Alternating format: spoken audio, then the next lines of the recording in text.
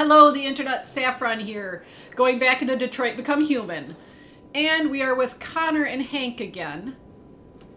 And it took me a while because there was one piece of the flowchart here that I was missing. And it took me a while to get it because I was doing all the good paths. Well, it turns out that if Connor is dead at this point, like if he died in the previous chapter, then he's standing here waiting for Hank to show up. So it took me a while to get that because I wasn't killing off Connor. And then there's the other thing that and this changes the conversation with Hank here, changes a little bit too. We'll get into that. Because he's talking on the phone.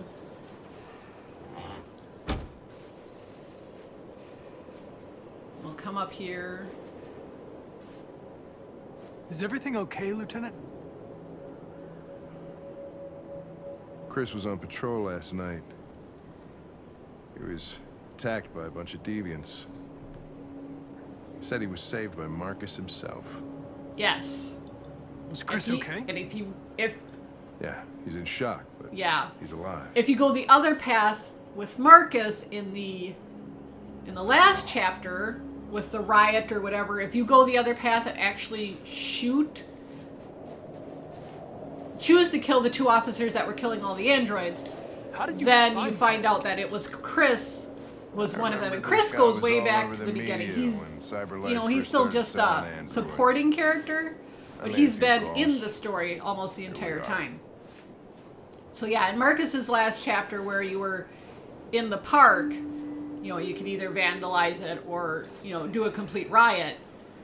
Yeah, if you shoot the two officers that show up, one of them is Chris, and then Hank goes on about, that he knew Chris, he was a good officer, and stuff like that. Hi. I'm Lieutenant Hank Anderson, Detroit Police Department. And we have Chloe. Mr. Elijah Kamsky. Please, come in. Okay. The annoying android that sits on your main menu if you don't get rid of her. And I did get rid of her once. And then I brought her back. And I kind of regret it. I'll let Elijah know you're here. Now. But please make yourself comfortable. Of course, I haven't finished the game since I brought her back. Which is fine. I mean, it's not fine that I haven't finished the game. It's just, I don't know. Whatever. So we can look around here. Amanda. And it's Amanda. Date of death 2/23/27. Nice girl. So she's been dead for 11 years. It's not a girl. It's an android that looks like a girl. I know what it is, Connor. Nice place. I guess I don't know.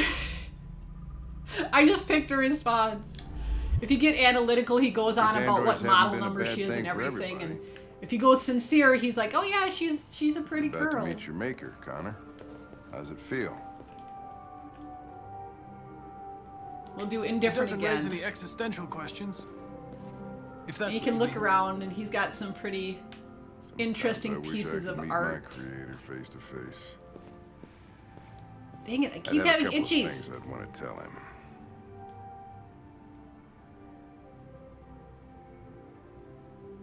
That's pretty neat. Oh, can we come in now? See you now. Yay! Android is back. Right, and then we have Mr. Kamsky? Mr. Kamsky here. Just a moment, please. In his blood red lighted pool. Which kind of looks neat, but I wouldn't think it'd be, appealing. Because, yeah, you'd think he's swimming in blood or something. Weird. And the actor here, I forget his name. I apologize. But the actor, this is the same actor that played Gavin way back in the beginning of the chapter.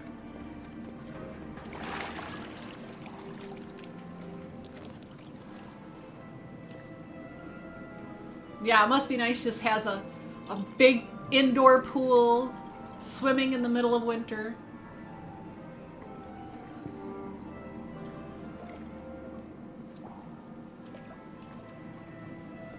I'm Lieutenant This can go Anderson. one of two ways This is also, Connor. but we still have What can I to do do more for you, stuff Lieutenant? later, Sir, we're so... investigating deviants. I know you left Cyberlife years ago, but I was hoping you'd be able to tell us Because yes, something at we this don't point know. you can make Hank very mad at you. Deviants. Go Fascinating, on aren't they? here.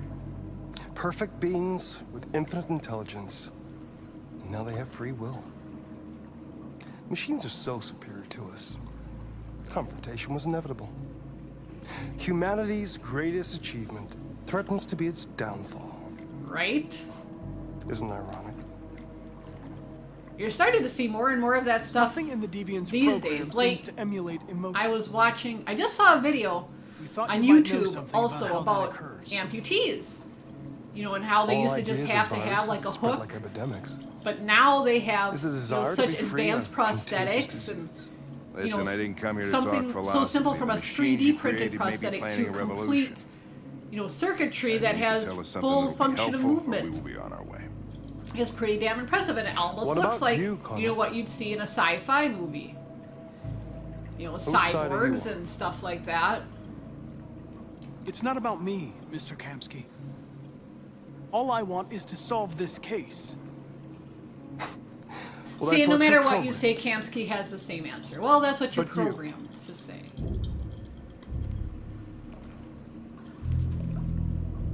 What do you really want? We're gonna go this path. What I want is not important. Chloe? Yeah. Kamsky's like, I'm oh, sure we'll you're see familiar about with this. the Turing test. Mere formality. Simple question of algorithms and computing capacity. This is where it gets a little ugly. What interests me Or it can. is whether machines are capable of empathy. I call it the Kamsky test. It's very simple, you'll see. You know, and if you do it, Magnificent. you go through the path anyway. Connor One of does the kind of first show intelligent empathy models throughout it. I developed mean, he cyberlife. saved Hank, and you know, even way back at the beginning, there's the Young one interrogation with the android, which, Beautiful forever. you know, although he was sitting there saying, you know, that Flower it that shouldn't will be What is it really? shouldn't be approached too roughly because of otherwise it'll plastic self-destruct. But even then, at 2 points, you Or a can living being. apologize to this android, or to that android, Carlos's soul. android, way back in the very first chapters.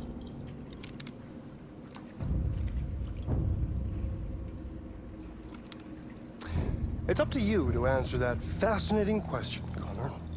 Yeah. So the question is, you know, the android chooses to be deviant, or is Destroy it this just machine, and I'll deviant? tell you all I know. Or spare it, if you feel it's alive. But you'll leave here without having learned anything from me. Okay, All I right, think we're done we here. are going to Come on, spare the Connor, let's go. android. I'm Sorry not to going to get you shoot out What's more her. important to you, Connor? If Your you do investigation shoot or the her, life of this android? you can ask Kamsky the one Fighter question, you are. but really only one really makes a An difference. obedient machine. Because you can ask Kamsky about AR9, you can ask him about Deviants, or you can Endowed ask him with free will. about Jericho. That's enough. If you ask Connor, we're leaving. Kamsky about AR9 or Deviants, Connor, he really doesn't give you an answer. And I'll tell you what. He's just like, blah, blah, blah, blah, blah, blah. Alright. But, you know, if you shoot him and you ask him about Jericho, you actually get the key to locate Jericho. Cyberlife's last chance to And I did save actually take the humanity. one path where I messed everything up with Connor, Is it so I self-defense? could not find Jericho unless I shot this android. I'm not a deviant. You prefer to spare a machine rather than accomplish your mission. You saw a living being in this android. No, I didn't. You showed empathy. I just didn't think shooting her would accomplish anything. It doesn't help our investigation at all. That's what it was. No war is coming. You'll have to choose your side. Will you betray your own people or stand up against your creators? Yeah. What can be worse than having to choose between two evils? Let's get out of here.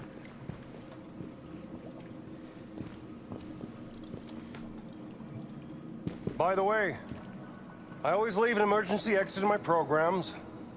That comes into play later. You never know. It is still pretty cryptic, but when it happens, you're like, oh, Why that's didn't pretty you neat. shoot? I just saw that girl's eyes, and I couldn't. That's all. You're always saying you would do anything to accomplish your mission. That was our chance to learn something, and you let it go. Yeah, I know No, what I no. should have done. I told I you didn't. I couldn't. I'm sorry, okay?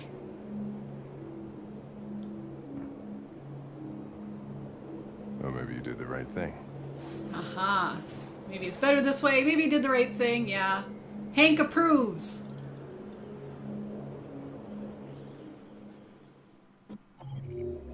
There. And yeah, I've got 100% on this flowchart. There isn't much to it. Like I said, there's the few spots in the beginning where you either are waiting for Hank or you arrive with Hank. And then, yeah, if the cops are killed in Capitol Park or they're spared. And then, yeah, you have all the way back here where you either Hank approves or he disapproves. And he really disapproves because then he just drives off without you and you're left out there. And then it goes to some very dark places. We won't go into that. But anyway, so that was this episode, another just quick chapter. So I'm just going to end it here. Thank you so much for watching. I hope you enjoyed it. And I will see you all later.